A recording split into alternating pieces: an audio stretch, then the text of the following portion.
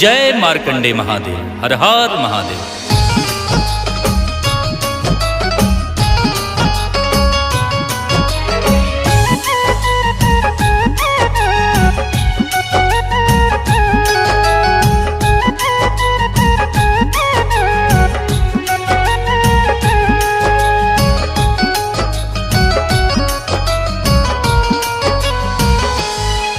उसे काल नहीं छू पाता है हो, उसे काल नहीं छू पाता है। महाकाल से लौ जो लगाया, एक बाल भगत को शिव ने मार्कंडे ऋषि बनाया।